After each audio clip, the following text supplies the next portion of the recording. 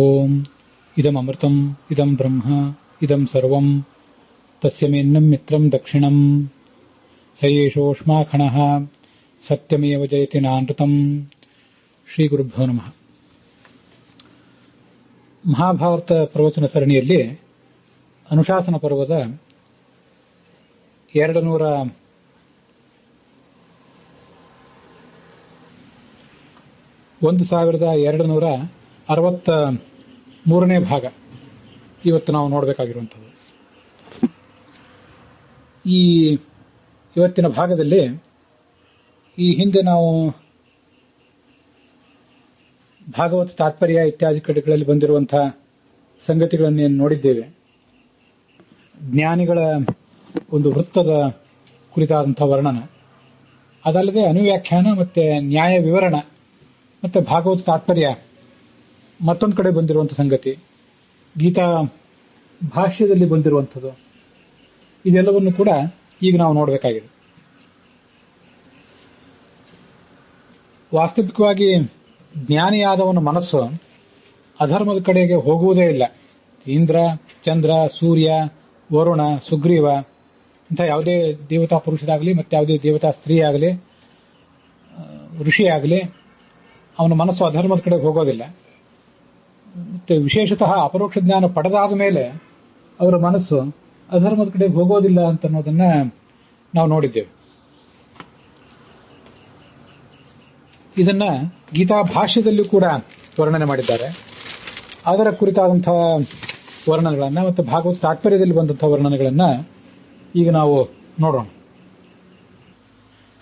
ಭಗವದ್ಗೀತೆಯ 6ನೇ ಅಧ್ಯಾಯ ಅಲ್ಲಿ ಸರ್ವಭೂತ ಸ್ಥಿತಂ ಯೋ ಮಾಂ ಭಜತ್ಯೇಕತ್ವಮಾಸ್ಥಿತಃ ಸರ್ವಥಾ ವರ್ತಮಾನೋಪಿ ಸಯೋಗಿ ಮಯಿ ವರ್ತತೆ. ಪರಮಾತ್ಮನ ಮಹಿಮೆಯನ್ನು ತಿಳಿದಂಥ, ಆತನ ಅಂತರ್ಯಾಮಿತ್ವವನ್ನು ತಿಳಿದಂಥ ಭಕ್ತ ನ್ಯಾಯ ಮಾರ್ಗದಲ್ಲಿಯೇ ನಡೆದರೂ ಅನ್ಯಾಯ ಮಾರ್ಗದಲ್ಲಿಯೇ ನಡೆದರೂ ಅವನು ಎಂದೂ ಕೂಡ ಮೋಕ್ಷದಿಂದ ಚ್ಯುತನಾಗುವುದಿಲ್ಲ. ಅವನಿಗೆ ಮೋಕ್ಷ ಆಗೇ ಆಗ್ತದೆ ಅಂತ ಶ್ಲೋಕ ಹೇಳಿದೆ. ಅಲ್ಲಿ ಕದಾಚಿದಪಿ ನಾಧರ್ಮೇ ಬುದ್ಧಿರ್ ವಿಷ್ಣು ದೃಶಾಂ ಭವೇತ್ ಪ್ರಮಾದಾತ್ತು ಕೃತಂ ಪಾಪಂ ಸ್ವಲ್ಪಂ ಭಸ್ಮೀ ಭವಿಷ್ಯತಿ ಆದಿರಾಜೈಃ ತಥಾ ದೇವೈಃ ಋಷಿಭಿಃ ಕ್ರಿಯತೆ ಕಿಯತ್ ಬಾಹುಲ್ಯಾತ್ ಕರ್ಮಣಸ್ತೇಷಾಂ ದುಃಖ ಸೂಚಕಮೇವ ತತ್ ಅಂತ ಆಚಾರ್ಯರು ಗೀತಾ ಭಾಷ್ಯದಲ್ಲಿ ವರ್ಣನೆ ಮಾಡ್ತಾರೆ. ಭಗವದ್ ದರ್ಶನ ಪಡೆದಾದ ಮೇಲೆ ಅವರು ದೇವತೆ ಇರಲಿ, ಋಷಿ ಇರಲಿ, ಮತ್ತೆ ಯಾರೇ ಮನುಷ್ಯ ಇರಲಿ, ಅವನ ಬುದ್ಧಿ ಯಾವತ್ತೂ ಅಧರ್ಮದ ಕಡೆಗೆ ಹೋಗುವುದೇ ಇಲ್ಲ. ಅಂತಹದ್ದು ಪಾಪ ಅವರಿಂದ ನಡೆಯುವುದಿಲ್ಲ. ಆದರೂ ಕೂಡ ಆಕಸ್ಮಿಕವಾಗಿ ಯಾವುದಾದ್ರೂ ಪಾಪ ಅವರಿಂದ ನಡೆದರೆ, ಪಾಪ ಅಲ್ಪವಾಗಿದ್ರೆ ಅದು ಸುಟ್ಟು ಹೋಗ್ತದೆ, ಜ್ಞಾನದಿಂದ ಅದು ಸುಟ್ಟು ಹೋಗ್ತದೆ ಅಂತ ಅರ್ಥ. ಪ್ರಾಚೀನ ಕಾಲದ ರಾಜರು, ದೇವತೆಗಳು, ಋಷಿಗಳು, ಆದಿರಾಜೈಹಿ ತಥಾ ದೇವೈಹಿ ಋಷಿಭಿಹಿ ಇವರೆಲ್ಲರೂ ಕೂಡ ಎಷ್ಟೆಷ್ಟು ಮಹತ್ವದ ದೊಡ್ಡ ದೊಡ್ಡ ಅಧರ್ಮವನ್ನ ಮಾಡಿರುವ ಸಾಧ್ಯತೆ ಇದೆ ಅಂತ ಅನ್ನೋದನ್ನು ನಾವು ಮನಗಾಣಬೇಕು. ಅಲ್ಲಿ ಆ ಉದ್ಧತವಾದ ಶ್ಲೋಕ ಹೀಗೆ ಪ್ರಶ್ನೆ ಮಾಡಿದೆ. ಪ್ರಾಚೀನ ಕಾಲದ ರಾಜರು, ದೇವತೆಗಳು, ಋಷಿಗಳು ಎಷ್ಟು ಮಹತ್ತಾದ ಅಧರ್ಮವನ್ನು ಮಾಡಿರ್ತಾರೆ ಅಂದ್ರೆ ಮಾಡೇ ಇರ್ತಾರೆ. ಅವರ ಪ್ರಾರಬ್ಧ ಕರ್ಮ ಅಷ್ಟು ಪ್ರಬಲವಾದ ಕಾರಣ ಬಾಹುಲ್ಯಾತ್ ಕರ್ಮಣಸ್ತೇಷಾಂ ದುಃಖ ಸೂಚಕಂ ಏವ ತತ್. ಅವರ ಪ್ರಾರಬ್ಧ ಕರ್ಮ ಅಷ್ಟು ಪ್ರಬಲವಾದ ಕಾರಣದಿಂದ ಅವರು ಮಾಡುವಂತಹ ಆ ಒಂದು ತಪ್ಪು ಕೂಡ ಅದವರಿಗೆ ದುಃಖಕ್ಕೆ ಸೂಚಕ ಆಗ್ತದೆ ಹೊರತು ಹೊಸ ದೋಷ ಅವರಿಗೆ ಅದರಿಂದ ಬರೋದಿಲ್ಲ. ಈಗ ಬಾಹುಲ್ಯಾತ್ ಕರ್ಮಣಸ್ತೇಷಾಂ ಅಂತಿದೆಯಲ್ಲ, ತೇಷಾಂ ಆ ರಾಜರ, ಋಷಿಗಳ ಮತ್ತು ದೇವತೆಗಳ ಕರ್ಮ ಎಂಬುದು ಬಾಹುಲ್ಯಾತ್ ತೀವ್ರವಾದಂತಹ ಪ್ರಾರಬ್ಧ ಕರ್ಮ ಇರ್ತದೆ ಅವರಿಗೆ ಅಂತ ಆ ಮಾತು ಸ್ಪಷ್ಟಪಡಿಸಿದೆ. ದೇವತೆಗಳು ಮೊದಲಾದವರಿಗೆ ಆ ಪ್ರಾರಬ್ಧ ಕರ್ಮ ಅನ್ನೋದು ಇರ್ತದ ಅಂತ ಅನ್ನೋದ್ರ ಬಗ್ಗೆ ಒಂದು ಗೊಂದಲ ಅನೇಕರಿಗೆ ಬರಬಹುದು. ಪ್ರಾರಬ್ಧ ಕರ್ಮ ಅಂತನ್ನುವುದು ಪರಮಾತ್ಮನನ್ನ ಮತ್ತು ಮುಕ್ತರಾದವರನ್ನ, ನಿತ್ಯ ಮುಕ್ತರಾದಂಥ ಲಕ್ಷ್ಮೀದೇವಿಯನ್ನು ಹೊರತುಪಡಿಸಿದರೆ ಉಳಿದವರೆಲ್ಲರಿಗೂ ಕೂಡ ಇದ್ದದ್ದೇ. ಚತುರ್ಮುಖಾದಿಗಳಿಗೂ ಕೂಡ ಪ್ರತಿಯೊಬ್ಬರಿಗೂ ಪ್ರಾರಬ್ಧ ಕರ್ಮ ಅಂತ ಅನ್ನೋದು ಇದ್ದದ್ದೇ. ಕೆಳಗೆ ಬಂದಂತೆ ತಾರತಮ್ಯದ ದೃಷ್ಟಿಯಿಂದ ಕೆಳಗೆ ಬಂದಂತೆ ಪ್ರಾರಬ್ಧ ಕರ್ಮದ ಪರಿಮಾಣ ಹೆಚ್ಚಾಗಿರ್ತದೆ ಅಷ್ಟೇ. ಆದ್ರಿಂದ ಕರ್ಮಣಃ ಬಾಹುಲ್ಯಾತ್, ಪ್ರಾರಬ್ಧ ಕರ್ಮ ಬಹಳ ಇರೋದ್ರಿಂದ ಇಂಥ ಒಂದು ಯಾವುದಾದ್ರೂ ತಪ್ಪನ್ನು ಅವರು ಮಾಡ್ತಾರೆ. ಆದ್ರಿಂದ ಅವರು ದುಃಖ, ಪರಾಜಯ ಮೊದಲಾದವುಗಳನ್ನು ಅನುಭವಿಸಬೇಕಾಗ್ತದೆ ಅಂತ ಬಾಹುಲ್ಯಾತ್ ಕರ್ಮಣಸ್ತೇಷಾಂ ಅನ್ನೋದಕ್ಕೆ ಇದೊಂದು ಅರ್ಥ. ಇನ್ನೂ ಒಂದು ಅರ್ಥವನ್ನು ಅಲ್ಲಿ ವ್ಯಾಖ್ಯಾನಕಾರರು ಹೇಳ್ತಾರೆ. ಬಾಹುಲ್ಯಾತ್ ಕರ್ಮಣಸ್ತೇಷಾಂ ಅಂದ್ರೆ ಈ ದೇವತೆಗಳು, ಋಷಿಗಳು, ರಾಜರು ಮೊದಲಾದವರು ಯಾವ ಒಂದು ಪರಿಸರದಲ್ಲಿ ಇರ್ತಾರಲ್ಲ, ಅವರು ಮೂಲ ರೂಪದಲ್ಲೇ ದೇವತೆಗಳಾಗಿ ತಮ್ಮ ತಮ್ಮ ಲೋಕದಲ್ಲೇ ಇರಬಹುದು, ಅಥವಾ ಅವತಾರ ಮಾಡಿ ಮನುಷ್ಯ ಲೋಕದಲ್ಲಿ ಬಂದದ್ರೂ ಇರಬಹುದು. ಆವಾಗ ಸುತ್ತಮುತ್ತಲಿನ ಜನ ಮಾಡುವಂತಹ ಜನಗಳು, ಪ್ರಾಣಿಗಳು, ಪಕ್ಷಿಗಳು ಮಾಡುವಂತಹ ಒಂದು ಈ ದಾಂಪತ್ಯ ಕ್ರಿಯಾ ಏನಿದೆಯಲ್ಲ, ಅದನ್ನು ನೋಡಿ ಈ ದೇವತೆಗಳು, ಋಷಿಗಳು ಮೊದಲಾದವರಿಗೂ ಕೂಡ ಚಿತ್ತಕ್ಷೋಭೆ ಆಗ್ತದಂತ, ಮನಸ್ಸಿನಲ್ಲಿ ಚಾಂಚಲ್ಯ ಬರ್ತದೆ. ಆಗ ಅವರು ಇಂಥ ಕರ್ಮಗಳನ್ನು ಮಾಡಿಬಿಡ್ತಾರೆ. ಆದ್ರಿಂದ ಕೆಲವು ಬಾರಿ ಅವರಿಗೆ ಸುಖ ಆಗ್ತದೆ, ದುಃಖ ಸೂಚಕನೂ ಕೂಡ ದುಃಖ ಸೂಚಕ ಮೇವತ್ತತೆ, ಇಲ್ಲಿ ದುಃಖ ಸೂಚಕ ಅಂತಾನೆ ಇದೆ. ಕೆಲವು ಬಾರಿ ಸುಖ ಆಗ್ತದೆ ಅಂತೇಳಿ ಅದನ್ನು ನಾನು ಪ್ರತ್ಯೇಕವಾಗಿ ಸೇರಿಸ್ಕೊಂಡಿದ್ದೇನೆ. ಕಳೆದ ದಿವಸ ಹೇಳಿದೆ ಅದನ್ನು, ಸುಖ ಪ್ರಾರಬ್ಧ, ದುಃಖ ಪ್ರಾರಬ್ಧ ಅಂತ 2 ಥರ ಹೇಳಿದೆ. ಅಲ್ಲಿ ಸೌಭರಿ ಮೊದಲಾದ ಋಷಿಗಳಂತೆ ಅಂತ ಉದಾಹರಣೆ ಕೊಟ್ಟಿದ್ದಾರೆ. ಸೌಭರಿ ಅಂತ ಋಷಿ ಬಗ್ಗೆ ಎಲ್ಲರಿಗೂ ಕೂಡ ಗೊತ್ತಿದ್ದೇ ಇದೆ. ಅವನು ಇನ್ನು ಕೆಲವು ಜನ್ಮಗಳನ್ನ, ಇನ್ನೂ ಒಂದು 50 ಜನ್ಮಗಳನ್ನ ನಾನು ತಳೆದು ಮುಂದೆ ಮುಕ್ತನಾಗಬೇಕಾಗಿದೆ ಅಂತ ತಿಳಿದುಕೊಂಡ. ಅಪರೋಕ್ಷ ಜ್ಞಾನಿ ಆದ್ರಿಂದ ಮುಂದೆ ಏನಾಗಬೇಕು ಅನ್ನುವುದೆಲ್ಲ ಅವನಿಗೆ ಗೊತ್ತಾಗೇ ಆಗ್ತದೆ. 50 ಜನ್ಮಗಳನ್ನೆಲ್ಲ ಒಟ್ಟಿಗೆ ಕಳೆಯುವುದು ಆತನಿಗೆ ಬೇಕಾಗಿತ್ತು. ಒಂದೊಂದಾಗಿ 50 ಜನ್ಮಗಳನ್ನು ಕಳೆಯುವುದಾದ್ರೆ ದೀರ್ಘ ಆಗ್ತದೆ. ಒಂದೇ ಕಾಲದಲ್ಲಿ 50 ಜನ್ಮಗಳನ್ನು ಕಳೆದು ಬಿಟ್ರೆ ಪ್ರಾರಬ್ಧ ಕರ್ಮಗಳು ಬೇಗ ಕ್ಷೀಣ ಆಗ್ತವೆ ಅಂತ ಒಂದೊಂದು ಆಲೋಚನೆ ಇತ್ತು. ಅದೇ ಸಂದರ್ಭದಲ್ಲಿ ನೀರಿನಲ್ಲಿ ತಪಸ್ ಮಾಡ್ತಾ ಕೂತಾಗ ಅವನಿಗೆ ತನ್ನ ಸುತ್ತಮುತ್ತಲು ಮೀನೊಂದರ ಸಂಸಾರ ಕಂಡಿತು. ಆ ಮೀನಿನ ಸಂಸಾರವನ್ನು ನೋಡಿ ಇವನಿಗೂ ಕೂಡ ತಾನೂ ಸಂಸಾರಸ್ಥನಾಗಬೇಕು ಅಂತ ಒಂದು ಆಲೋಚನೆ ಬಂತು. ಯಾಕೆ ಆ ಥರ ಆಲೋಚನೆ ಬಂತು ಅಂದ್ರೆ, ಪ್ರಾರಬ್ಧ ಕರ್ಮ ಸವಿಬೇಕಾಗಿತ್ತು, ಅದಕ್ಕನುಸಾರವಾಗಿ ಅಂಥದ್ದೊಂದು ಆಲೋಚನೆ ಬಂತು. ಅದಕ್ಕಾಗಿ ಈ ಶ್ಲೋಕದ, ಈ ಗೀತಾ ಭಾಷ್ಯದ ಈ ಶ್ಲೋಕದ ವ್ಯಾಖ್ಯಾನದಲ್ಲಿ ಸೌಭರ್ಯಾದಿ ಋಷಿಗಳಂತೆ ಜ್ಞಾನಿ ಅದನ್ನು ತಾನು ನೋಡಿ ಮಾಡಿಬಿಡ್ತಾನೆ. ಯಾವುದೋ ಪ್ರಾಣಿಯ ದಾಂಪತ್ಯವನ್ನು ನೋಡಿ ಮನಸ್ಸಂಚಲಾಗಬಹುದು, ಪಕ್ಷಿಯ ದಾಂಪತ್ಯವನ್ನು ನೋಡಿ ಮನಸ್ಸಂಚಲಾಗಬಹುದು, ಮತ್ತಾರೋ ಸಂಸಾರಸ್ಥರಾದ ಮನುಷ್ಯರ ದಾಂಪತ್ಯವನ್ನು ನೋಡಿಯೇ ಮನಸ್ಸಂಚಲಾಗಬಹುದು. ಲೋಚನೆಯರು ವಂಚಿತೋಸಿತ್ವಂ ಮುನೇ ಮೀನ ವಿಲೋಕನಾಥ್ ಅಂತ ಒಂದು ಶ್ಲೋಕ ಈ ಸೌಭರ್ಯ ಋಷಿಗಳ ಕುರಿತಾಗಿ. ಲೋಚನೆ ವಂಚಿತೋಸಿ, ನಿನ್ನ ಕಣ್ಣು ನಿನಗೆ ಮೋಸ ಮಾಡಿತ್ತು. ತಪಸ್ವಿಯಾಗಿದ್ದಂತಹ ನೀನು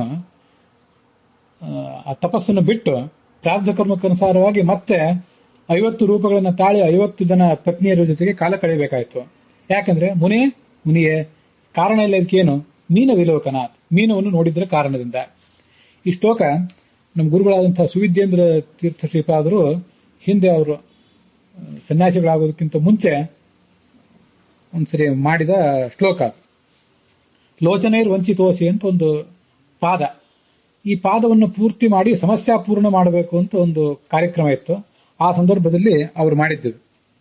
ಬೇರೆ ಬೇರೆ ಯಾವ್ದಾವುದೋ ಸಮಸ್ಯಾಪೂರ್ಣಗಳನ್ನು ಬೇರೆ ಬೇರೆ ವ್ಯಕ್ತಿಗಳನ್ನು ಕುರಿತಾಗಿ ಮಾಡುವುದಕ್ಕಿಂತ ಅಪರೋಕ್ಷ ಜ್ಞಾನಿಯಾದಂತಹ ಯಾವನ ಜೀವನದಿಂದ ನಮಗೊಂದು ಸಂದೇಶ ಸಿಕ್ಕಿತ್ತೋ ಅಂತ ಮುನಿಯ ಕುರಿತಾಗಿ ಅವರು ಶ್ಲೋಕ ಮಾಡಿದ್ರು.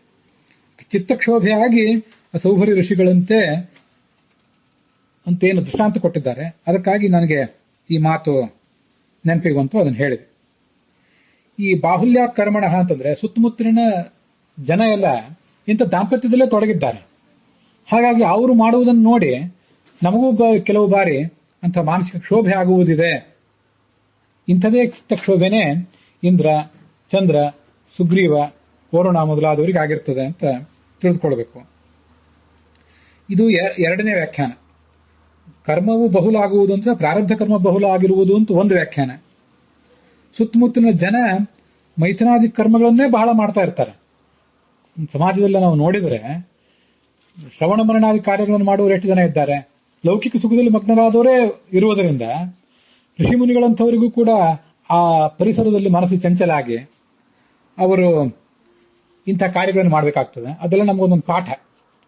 ಋಷಿಮುನಿಗಳಂಥವರಿಗೆ ಹಾಗಾಗುವಾಗ, ದೊಡ್ಡ ಅಪರೋಕ್ಷ ಜ್ಞಾನಿಗಳಾದಂಥವರಿಗೆ ಹಾಗಾಗುವಾಗ ಯಾವುದೇ ರೀತಿಯಾದಂತಹ ಸಾಧನೆಯ ಶಿಖರವನ್ನು ಇನ್ನೂ ಏರದೇ ಇರುವಂತಹ ನಮ್ಮಂಥವರಿಗೆ ಲೌಕಿಕ ವ್ಯವಹಾರಗಳಲ್ಲಿ ಮನಸ್ಸನ್ನು ತೊಡಗಿಸಿದರೆ ಯಾವತ್ತೂ ಏಕಾಂತವನ್ನ ಬಯಸಿ ಇರಬೇಕು. ಅದನ್ನು ಬಿಟ್ಟು ಸಮಾಜಕ್ಕೆ ತೀರಾ ಅಭಿಮುಖನಾಗಿ ಮನುಷ್ಯ ಹೊರಟ್ರೆ ಆಗ ಇಂಥವೆಲ್ಲ ಚಿತ್ತಕ್ಷೋಭೆಗಳು ಅವನಿಗೆ ಆಗ್ತವೆ ಅಂತ ನಾವು ತಿಳ್ಕೊಳ್ಬೇಕು. ಇದು 2ನೇ ವ್ಯಾಖ್ಯಾನ. 3ನೇ ವ್ಯಾಖ್ಯಾನ ಒಂದಿದೆ ಅದೇ ಶ್ಲೋಕಕ್ಕೆ, ಬಾಹುಲ್ಯಾತ್ ಕರ್ಮಣಸ್ತೇಷಾಂ ಅನ್ನೋದಕ್ಕೆ. ಅದು ಬನ್ನಂಜೆ ಗೋವಿಂದಾಚಾರ್ಯರು ಹೇಳಿದಂಥ ವ್ಯಾಖ್ಯಾನ. ಜವಾಬ್ದಾರಿ ಬಹಳ ಆದ್ರಿಂದ ಸಾಮಾನ್ಯರಿಗಿಂತ ಅವರಿಗೆ ಅವರ ಜೀವನದಲ್ಲಿ ತಪ್ಪು ನಡೆಯುವ ಸಾಧ್ಯತೆಯೂ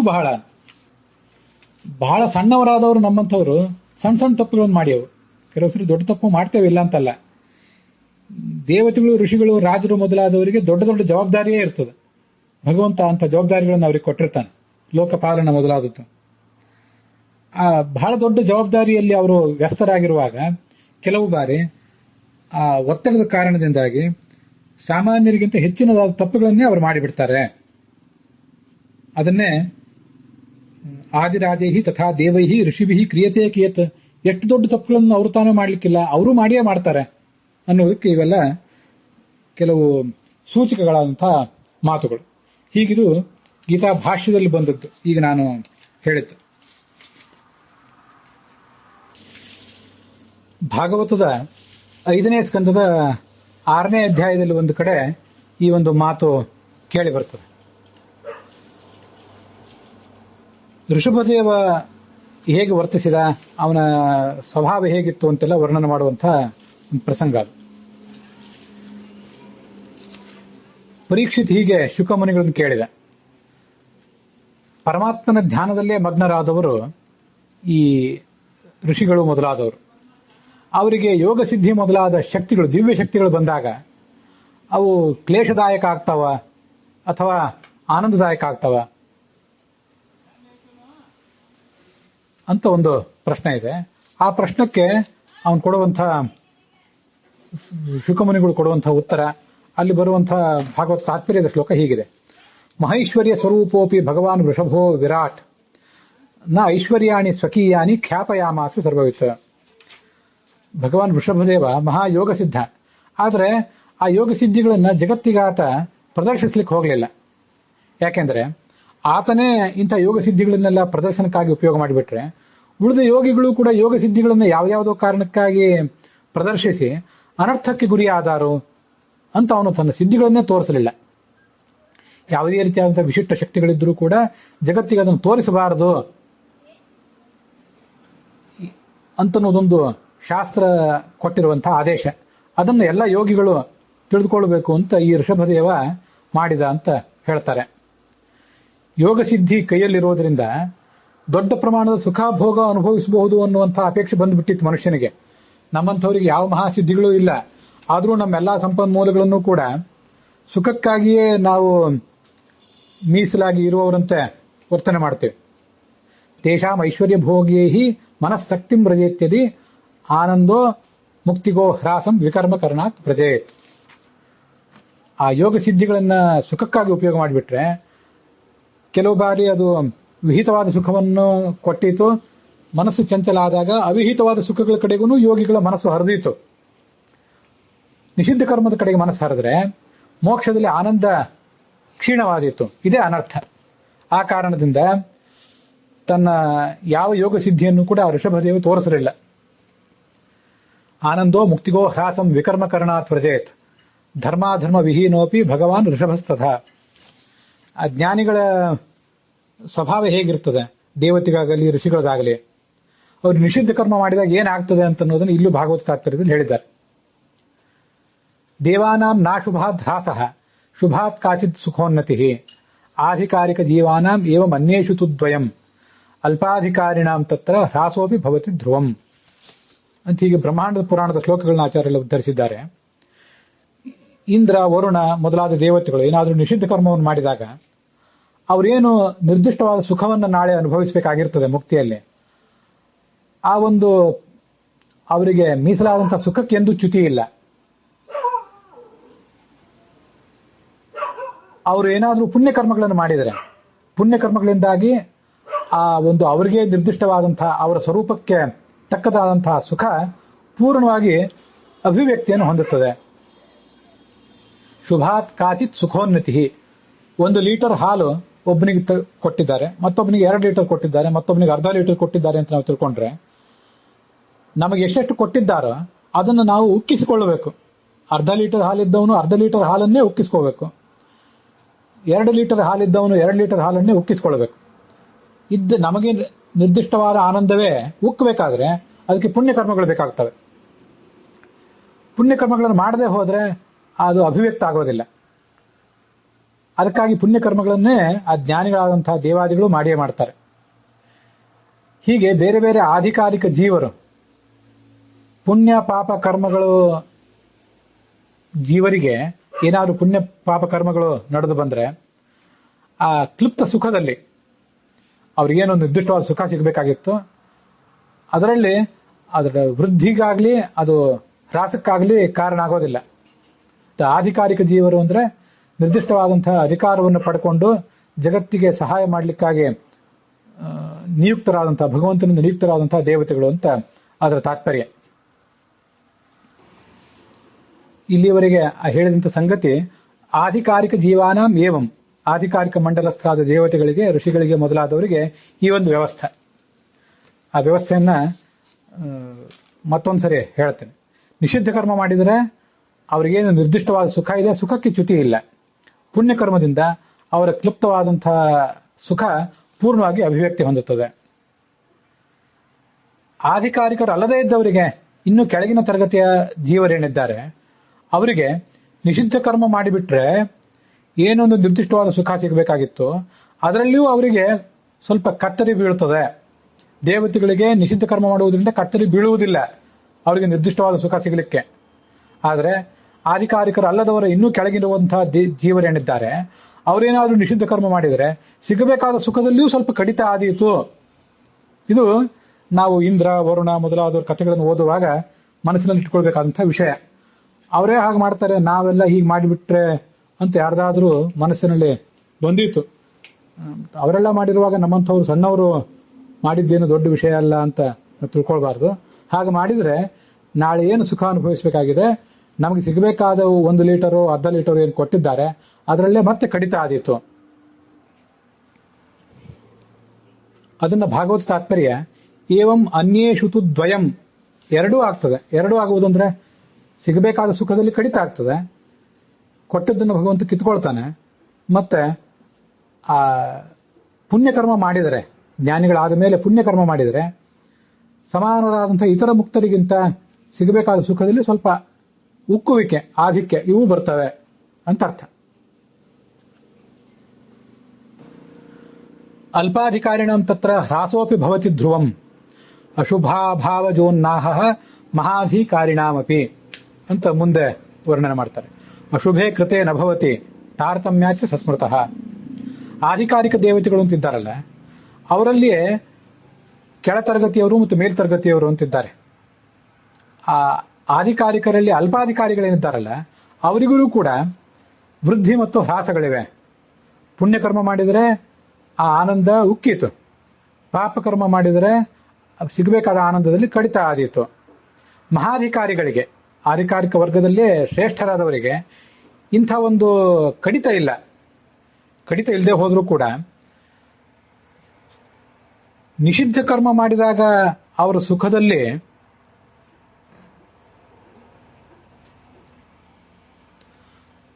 ಉಕ್ಕುವುದು ಕಡಿಮೆ ಆಗ್ತದೆ. ಇದನ್ನು ಸೂಕ್ಷ್ಮ ಗಮನಿಸಬೇಕು. ಆಧಿಕಾರಿಕ ಮಂಡಲದಲ್ಲಿಯೇ ಶ್ರೇಷ್ಠರಾದವರಿಗೆ ಅವರೇನಾದರೂ ನಿಷಿದ್ಧ ಕರ್ಮವನ್ನು ಮಾಡಿದರೆ ಸಿಗಬೇಕಾದ ಸುಖದಲ್ಲಿ ಕಡಿತ ಆಗುವುದಿಲ್ಲ.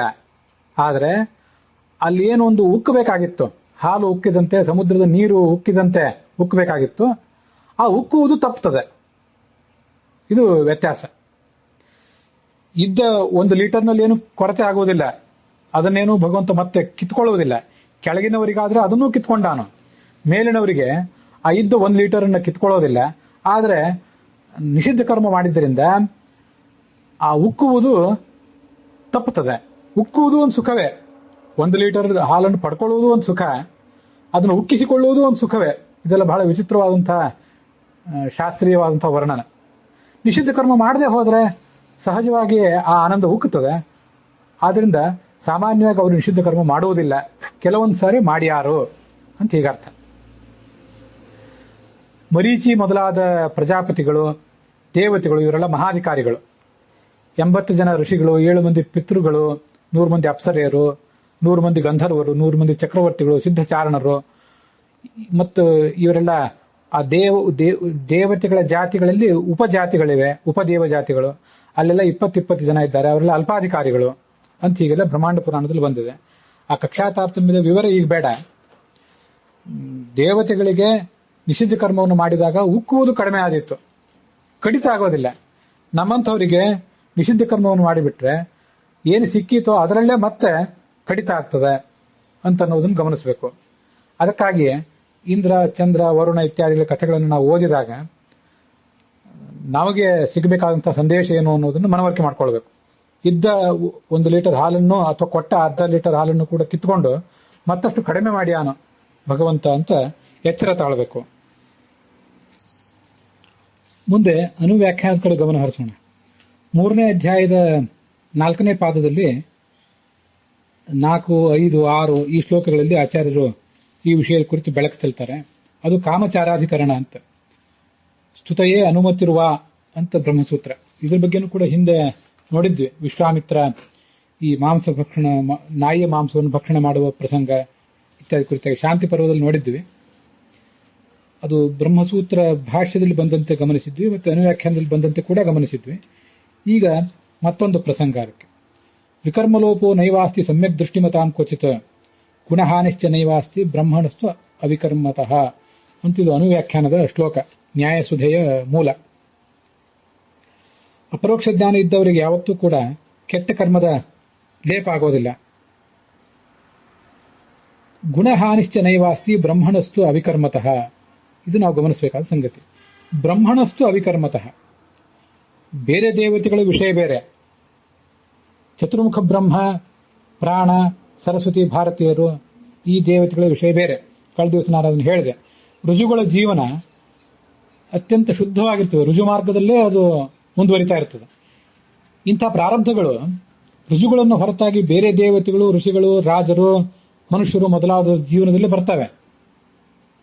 ಇಂಥ ನಾವು ಯಾವ ಪ್ರಾರಬ್ಧಗಳನ್ನು ಕಳೆದ ದಿವಸ ನೋಡಿದಿಲ್ಲ. ಪ್ರಾರಬ್ಧ, ಸುಖ ಪ್ರಾರಬ್ಧ ಇರಲಿ, ದುಃಖ ಪ್ರಾರಬ್ಧ ಇರಲಿ, ಅದರ ಕಾರಣದಿಂದಾಗಿ ಅವರೆಲ್ಲ ಹೀಗೆ ವರ್ತಿಸಿದರು, ಪ್ರಶ್ನಾರ್ಹವಾದಂತಹ ಹೆಜ್ಜೆಗಳನ್ನು ಇಟ್ಟರು ಅಂತ ಏನು ನೋಡ್ತೇವಲ್ಲ, ಅದೆಲ್ಲ ಋಜುಗಳ ಜೀವನದಲ್ಲಿ ಇರುವುದಿಲ್ಲ. ಬ್ರಹ್ಮಣಸ್ತು ವಿಕರ್ಮತಃ, ವಿಕರ್ಮವೇ ಇಲ್ಲ ಅವನಿಗೆ. ಆದ್ದರಿಂದ ಮೋಕ್ಷದಲ್ಲಿ ಆತನಿಗೇನು ಸುಖ ಆಗಬೇಕಾಗಿತ್ತು ಆ ಸುಖದ ಹಾನಿಯೂ ಕೂಡ ಆತನಿಗೆ ಆಗೋದಿಲ್ಲ.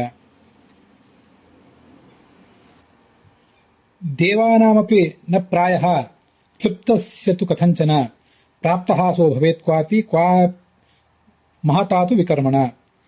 ಉಳಿದ ದೇವತೆಗಳು, ಬ್ರಹ್ಮ ಮೊದಲಾದ ದೇವತೆಗಳನ್ನು ಹೊರತುಪಡಿಸಿದರೆ ಋಜುಗುಣಸ್ಥರಲ್ಲದ ದೇವತೆಗಳನ್ನ ನಾವು ಪರಿಗಣಿಸಿದಾಗ ಹೆಚ್ಚಿನ ಸಂದರ್ಭಗಳಲ್ಲಿ ನ ವಿಕರ್ಮ, ಅಂತವರ ಜೀವಮಾನದಲ್ಲಿ ಕೆಟ್ಟ ಕರ್ಮವಾಗಲಿ, ಅದರಿಂದಾಗಿ ಸುಖದಲ್ಲಿ ಸುಖ ಉಕ್ಕುವಿಕೆಯಲ್ಲಿ ಹಾನಿಯಾಗಲಿ ಯಾವುದೂ ಆಗೋದಿಲ್ಲ.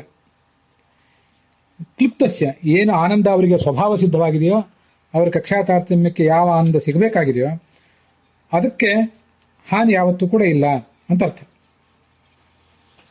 ನಮೇ ಋಷಿಕಾಣಿ ಪತಂತ್ಯ ಸತ್ಪಥೆ ಅಂತ ಚತುರ್ಮುಖ ಬ್ರಹ್ಮ ಭಾಗವತದಲ್ಲಿ ಹೇಳ್ಕೊಂಡಿದ್ದಾರೆ.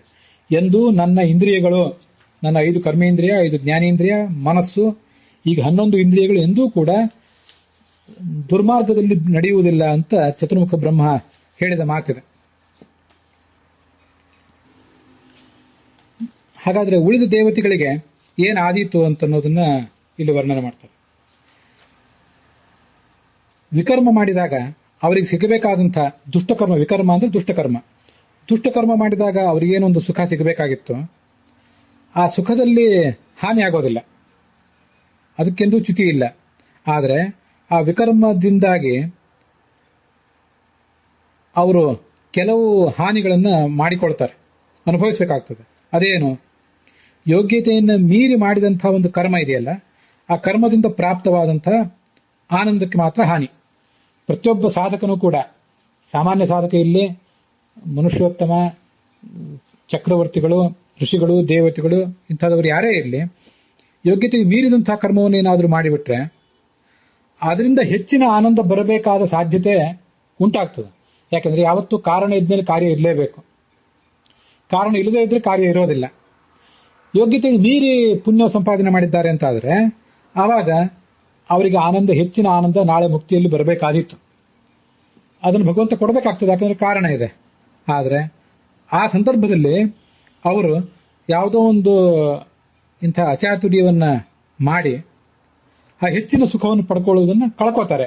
ಅಂತೂ ಎಷ್ಟು ಸಿಗಬೇಕಾಗಿತ್ತೋ ಅಷ್ಟು ಮಾತ್ರ ಸಿಗ್ತದೆ, ಅದಕ್ಕೆ ಅದು ಲೆವೆಲ್ ಆಗಿಬಿಡ್ತದೆ.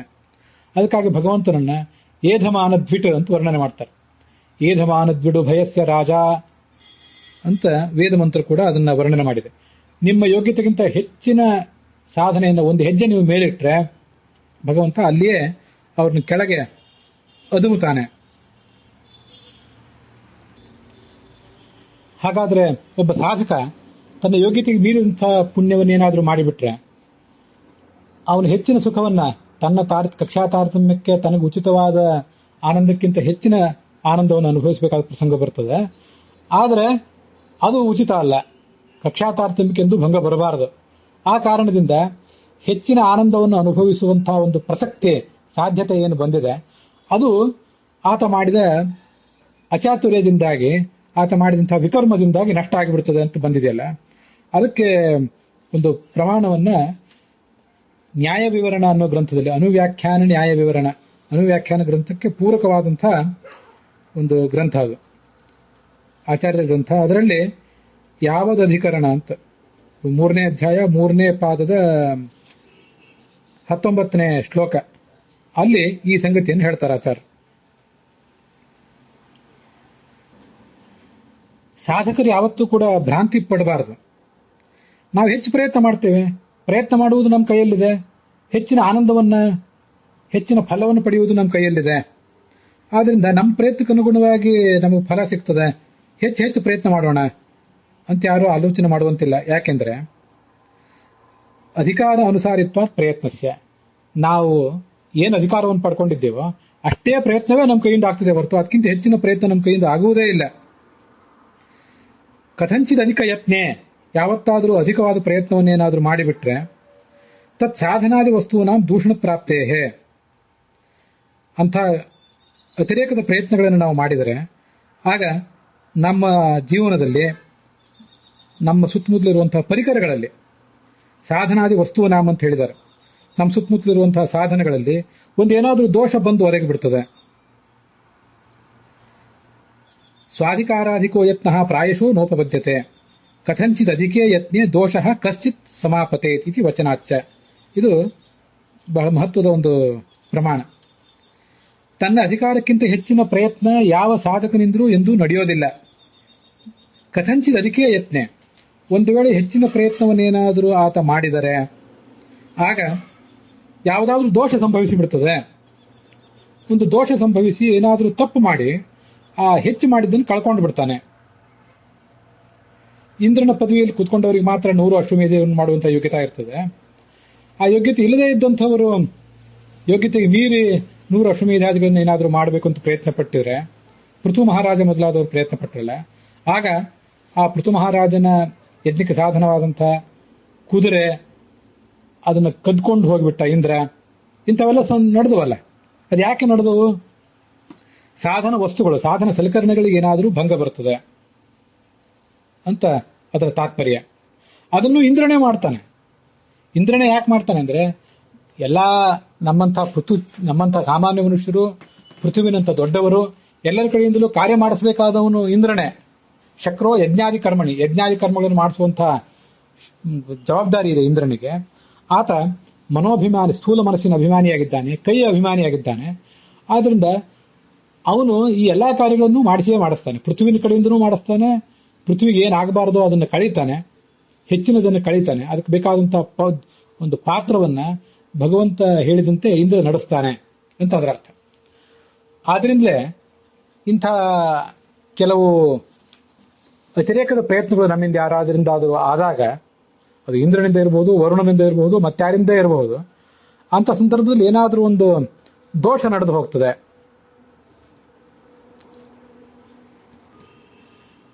ತಥಾಪಿ ತತ್ ಕ್ಲಿಪ್ತಮೇವ ತಸ್ಮಾನ್ನ ನಿಯಮೋಜ್ಯತಿ. ತತ್ ಅಂದ್ರೆ ಒಂದು ದುಷ್ಕರ್ಮ, ವಿಕರ್ಮ, ಅದು ನಡೆಯುವುದು ನಿಶ್ಚಿತ. ಕ್ಲಿಪ್ತ ಅಂತ ಅನುವ್ಯಾಖ್ಯಾನ ಕೂಡ ಅದನ್ನು ಸೂಚನೆ ಮಾಡಿದೆ. ಅನುವ್ಯಾಖ್ಯಾನ ನ್ಯಾಯ ವಿವರಣ ಅದನ್ನ ವಿವರಿಸಿ ಹೇಳಿದೆ. ಅನುವ್ಯಾಖ್ಯಾನದ ಆ ಭಾಗದಲ್ಲಿ ಚಂದ್ರ ಸುಗ್ರೀವಯೋಶ್ಚೈವ ಸ್ವಚ್ಛ ದಾರ ಪರಿಗ್ರಹಾತ್ ಪ್ರಾಪ್ತ ಹಾನಿರಭೂನ್ನೈವ ಕ್ಲಿಪ್ತ ಹಾನಿ ಕಥಂಚನ ಅಂತ ಮುಂದೆ ವರ್ಣನೆ ಮಾಡಿದ್ದಾರೆ. ಚಂದ್ರ, ಸುಗ್ರೀವ ಮೊದಲಾದವರು ಏನ್ ಮಾಡಿದರು?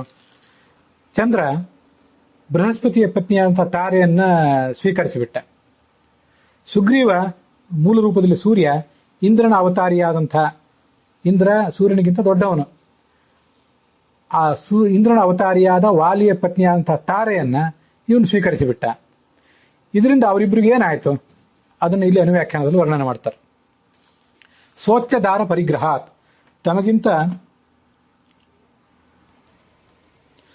ಕಕ್ಷೆಯಲ್ಲಿ ಉತ್ತಮರಾದಂಥವ್ರು, ತಮಗಿಂತ ಕಕ್ಷೆಯಲ್ಲಿ ಉತ್ತಮರಾದಂತಹ ದೇವತೆಗಳ, ವ್ಯಕ್ತಿಗಳ, ಸ್ತ್ರೀಯರ ಸಂಘ ಮಾಡಿದ್ದರಿಂದ ಪ್ರಾಪ್ತಹಾನಿ ಅಭೂತ್, ಯೋಗ್ಯತೆಗೆ ಮೀರಿ ಮಾಡಿದಂತಹ ಆನಂದ ಏನು ಸಿಗಬೇಕಾಗಿತ್ತು, ಯೋಗ್ಯತೆಗೆ ಮೀರಿ ಮಾಡಿದಂತಹ ಪ್ರಯತ್ನದಿಂದ ಏನೋ ಒಂದು ಆನಂದ ಸಿಗುವ ಸಾಧ್ಯತೆ ಇತ್ತು, ಆ ಆನಂದಕ್ಕೆ ಭಂಗ ಬಂದಿತ್ತು. ಪ್ರಾಪ್ತ ಅಂತಂದ್ರೆ ಪ್ರಸ್ತುತವಾದದ್ದು, ಸಿಗುವ ಸಾಧ್ಯತೆ ಇದ್ದದ್ದು ಅಂತ ಅರ್ಥ. ಅದಕ್ಕೆ ಹಾನಿ ಇದೆ. ಕಥಂಚನ, ಆದರೆ ಯಾವುದೇ ಕಾರಣದಿಂದ ಕ್ಲಿಪ್ತ ಹಾನಿ. ಕ್ಲಿಪ್ತ ಅಂದ್ರೆ ನಮಗೆ ನಿಗದಿತವಾದದ್ದು, ನಮಗೆ ರಿಸರ್ವ್ ಆದದ್ದು, ಅದಕ್ಕೆ ಏನು ಸಿಗಬೇಕಾಗಿತ್ತು, ಏನು ಸಿಗಲೇಬೇಕು ಅಂತ ಪೂರ್ವ ನಿಗದಿತವಾಗಿದೆ, ಅದಕ್ಕೆಂದೂ ಭಂಗ ಬರೋದಿಲ್ಲ.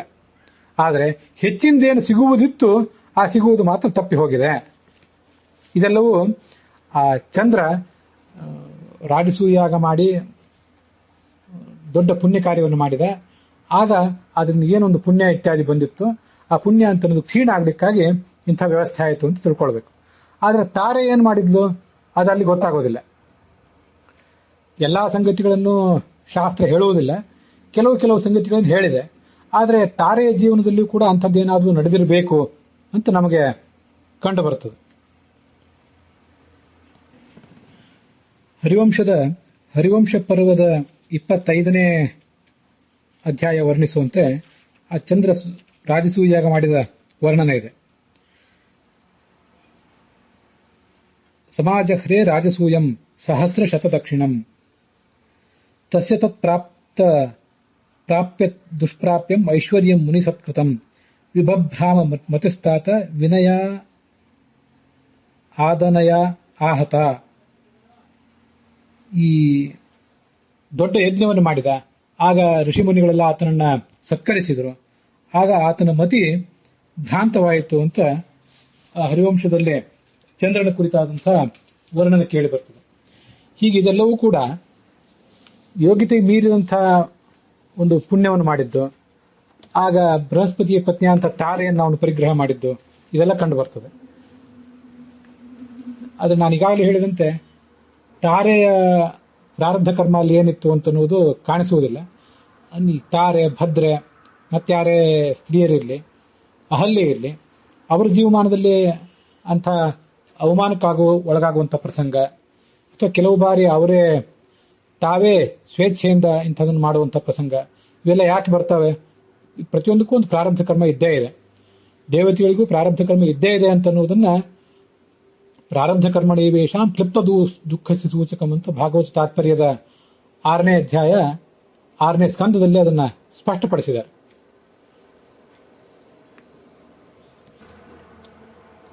ಹ್ರಾಸೋಪಿ ಮಾನುಷಾದೀನಾಂ ಆನಂದಸ್ಯ ವಿಕರ್ಮಣ ಭವೇನ್ ಮುಕ್ತೌ ವಿಶೇಷೇಣ ಸ್ವೋತ್ಸಾನಾಂ ಅಪರಾಸತಃ.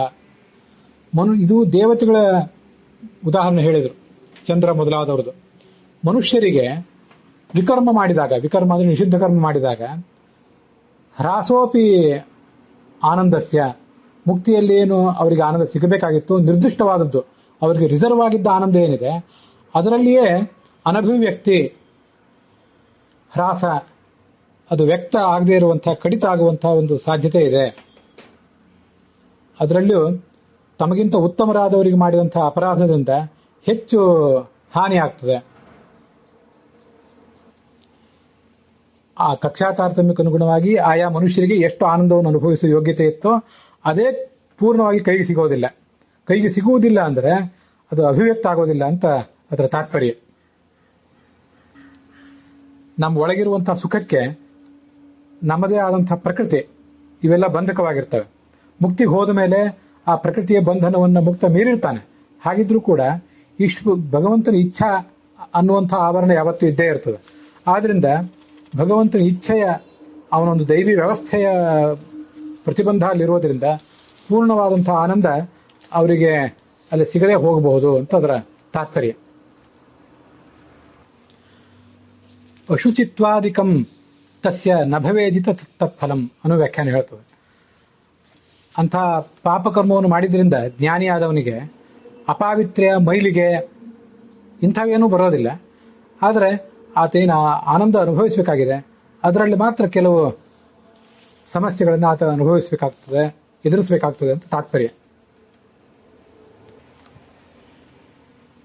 ಹೀಗಿದು ಇಂದ್ರ, ವರುಣ, ಚಂದ್ರ ಮೊದಲಾದಂಥ ದೇವತೆಗಳು, ಋಷಿಗಳು, ರಾಜರು ಅವರು ಅಪರೋಕ್ಷ ಜ್ಞಾನಿಗಳಾಗಿದ್ರೂ ಕೂಡ ಇಂಥ ಕಾರ್ಯಗಳನ್ನು ಮಾಡಿದಾಗ ಅವ್ರಿಗೆ ಏನಾಗ್ತದೆ ಅನ್ನುವುದರ ಒಂದು ವರ್ಣನಾಗಿದೆ.